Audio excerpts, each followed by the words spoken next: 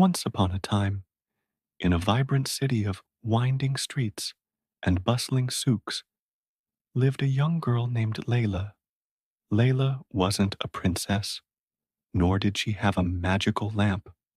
What she did have was a heart full of curiosity and a sketchbook filled with dreams. Her biggest dream was to build the most beautiful bridge the city had ever seen, a bridge that would connect the old, forgotten part of town with the new thriving center. Her grandfather, a wise old carpenter, would often tell her, "Layla, my dear, Allah has given you a gift. Remember, with every single act of creation, you begin by saying Bismillah, in the name of God. It turns your work into a prayer." Layla took his words to heart. Every time she drew a new design, she'd whisper, Bismillah, and her pencil would dance across the page. But the city's master builders just laughed at her. A bridge? Designed by a little girl?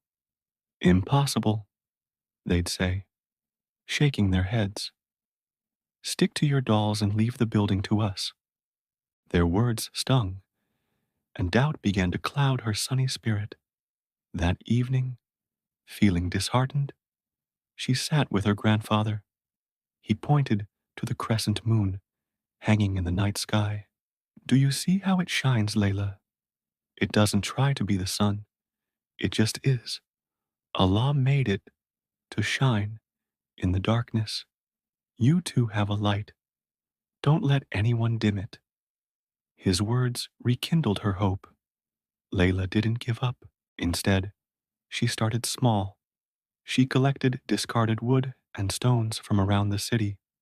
With every piece she gathered, she remembered to say, Bismillah. She started building a small model of her bridge by the riverbank.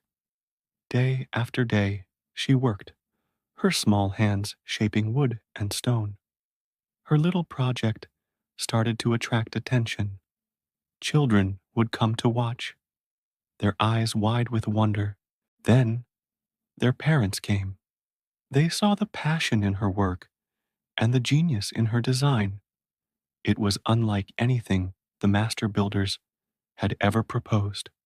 One day, a heavy storm swept through the city. The old rickety footbridge that connected the two parts of town was washed away, leaving many families stranded. The master builders were stumped. Their designs were too complex and would take months to build.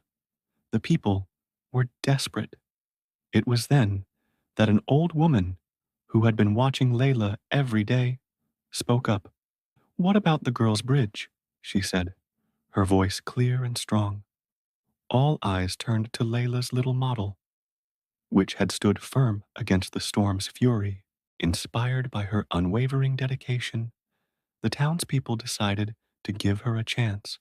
Men, women, and even children came forward to help. The master builders, humbled and impressed, offered their expertise. Guided by Layla's vision and her simple, elegant design, the whole city came together. With every beam they raised and every stone they laid, a chorus of Bismillah echoed through the valley. It wasn't just work anymore. It was a community's prayer, a shared act of faith. Finally, the day came when the bridge was complete. It was magnificent, arched gracefully over the river. It was strong yet beautiful, adorned with intricate patterns inspired by nature. It was more than just a bridge of wood and stone. It was a bridge of hope, unity, and faith. At the opening ceremony, the entire city gathered. They didn't cheer for the master builders. They cheered for Layla, standing on her creation with her sketchbook in hand. Layla looked at the faces of her community, all connected. She looked at her grandfather, who was smiling with tears in his eyes. She looked up at the sky and whispered one last time, Alhamdulillah, all praise is for God. for she knew that her small dream, powered by faith and a simple Bismillah, had become a blessing for everyone.